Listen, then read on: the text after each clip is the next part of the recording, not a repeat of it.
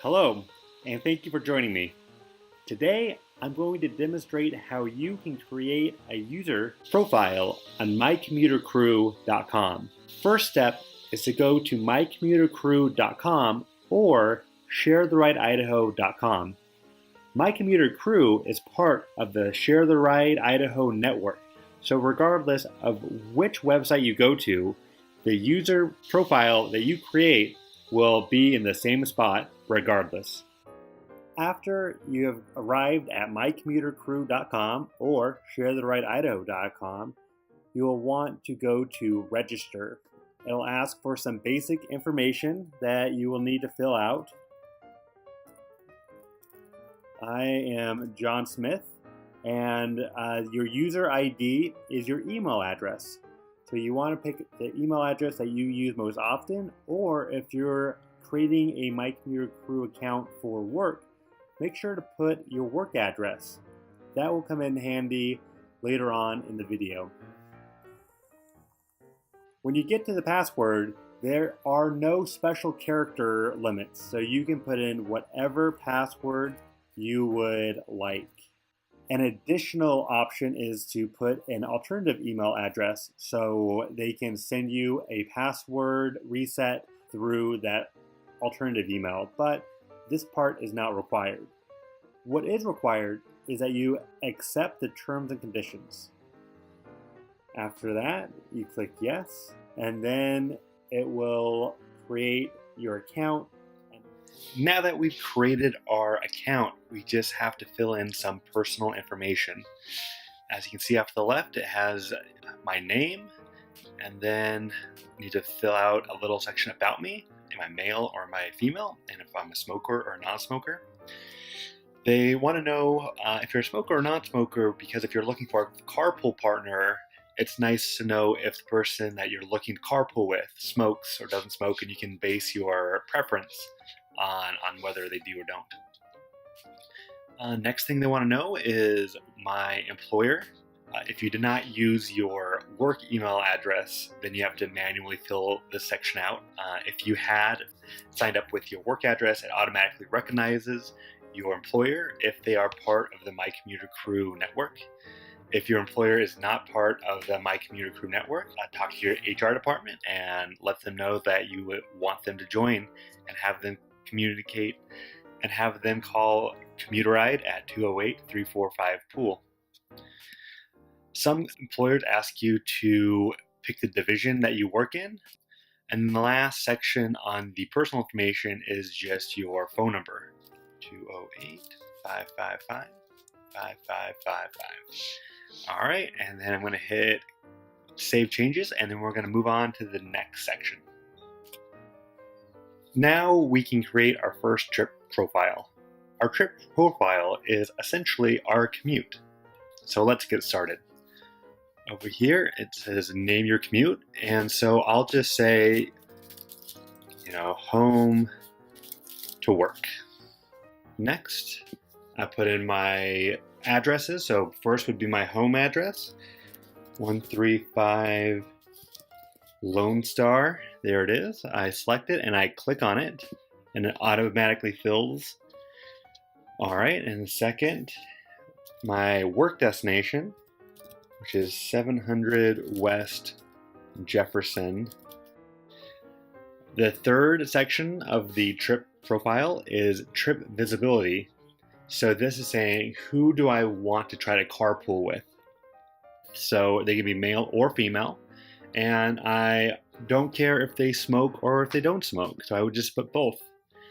Now, if you're using MyCommuter Crew and you do not want to carpool, then you just come up here to who can view your trips, and you would just say nobody can view my trips. Or if you only want to carpool with people that work with you, then you would just select only people in my work community can search my profile.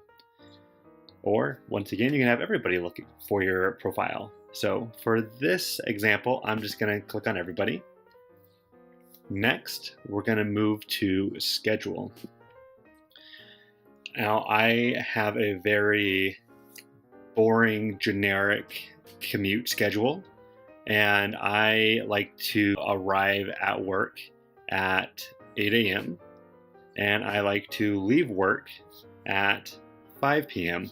If you had a different type of schedule, you could go to custom, and if you work different days at different times, you would use this field to customize it to your personal commute schedule. Or if you really are flexible, you can put any schedule and leave a comment to anybody. All right, so that's the difference between any schedule, custom, and Monday through Friday. All right, so next we're going to select which commute modes we'd like our profile to represent. It automatically selects carpool and vanpool, but you can turn those on and off by just clicking on the icons on the left side. And as you can see, when you scroll over, it gives you a little description of what each symbol means. So carpooling, we're going to turn this on, and then we have the option of saying that we want to be a passenger, or we want to be a driver, or we want to be a driver and passenger, or just driver. So it's really fully customizable. So whatever you feel comfortable with, you can do. So I feel comfortable being a carpool driver and passenger. I would like to be a vanpool rider. Some days I would like to cycle, and if somebody would like to cycle with me, that would be fantastic. You can also select the skill level. So what better represents your comfort level on a bicycle? Level 1 is a beginner, level 3 is intermediate cyclist, and level 5 is an expert cyclist. I would consider myself an intermediate cyclist, so I would select that. I am feeling comfortable enough. I would love to mentor somebody that would be interested in cycling to and from work. So I'd say yes, I would want to be a mentor.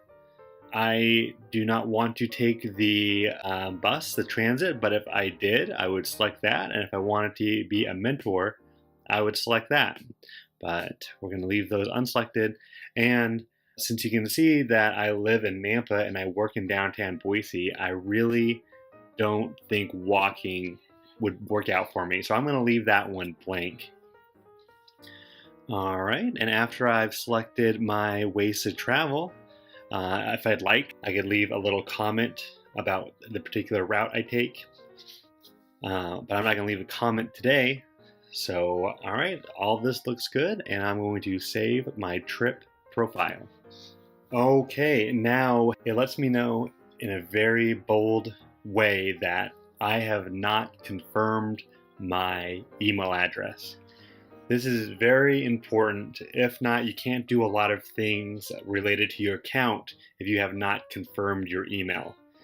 So what you'd want to do is go to the email address that you signed up for, whether it's your work one or your personal one, whichever one you created your account with. You go and you should have an email from sharetherightidaho.com just asking you to confirm your email.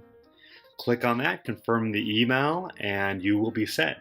If you haven't received an email, you will need to call Commuter at 208-345-POOL and let a Commuter representative know that you are unable to confirm your email, and they will be able to fix that on their end. Call Commuter and get your confirmation email confirmed. All right, now that I have confirmed my email address, you can see that that big red banner has gone away. Now I am fully able to use my Commuter Crew account. Thank you for watching this video, and make sure to come back and watch our other videos titled How to Log My Commute and How to Redeem My Commuter Crew Points. Thank you, and remember to keep on commuting.